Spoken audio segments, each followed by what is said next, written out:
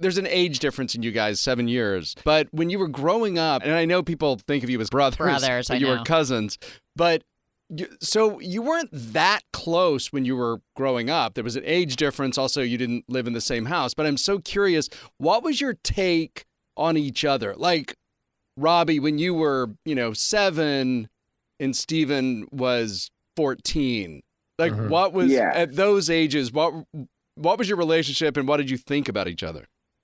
We were actually really close when we were really young. Steve was like the first guy I slept over at his house. We played video games all night. He was a really great older cousin, and I always looked up to him and wanted to be like him. And then, like you said, 14 and 7, 15 and 8. There's a bit of an age gap where he's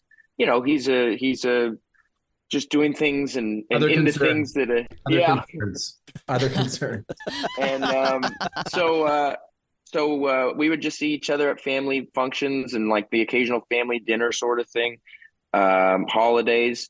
And then we randomly got into acting around the same time independently and talked about it at like a Christmas dinner, one time. And then we moved out to LA at similar times and became, really fast friends again, fell right back into step. I know with you, Robbie, you started acting really, really early in commercials. Yeah, my mom got my sister and I into it because honestly, we just didn't have a ton of money. And my mom was like, if you ever need braces or dental work. Like, my kids are really cute. These are attractive children. Get them in commercials. I will say, I do have to clarify, she wasn't like a stagey mom. She was like, she knew we were both comfortable in front of a camera. She never forced us to do anything. It was like, yeah, I feel like doing this. And it was great. It was really cute. I have a bunch of like random kids photos from like Zeller's catalogs. And I have a Laura Secord ad here. This is a beautiful one for you. Oh my god! Oh my god! Chocolate apples 20% off.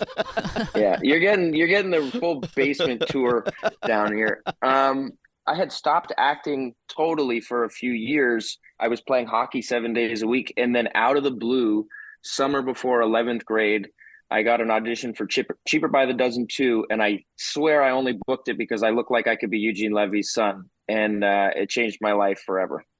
Wow. And then, Steven, you must have, because you were in LA, and I think at some point you were a spin instructor, and you were, out there hustling. And I don't know when Cheaper by the Dozen was 2005. So you must have been like, wait a minute. What is this kid doing? What is my kid cousin doing in that movie? Hold on. Yeah. I had my phase of my career that was sort of between 2003 and 2009 when I was primarily in Toronto. And I had like middling levels of success, but I never felt like I was connecting one job to the next job. Yeah. And then I went through some big life changes in 2009, and in 2010 I moved out to LA, and that's really when that's when I reconnected with Rob.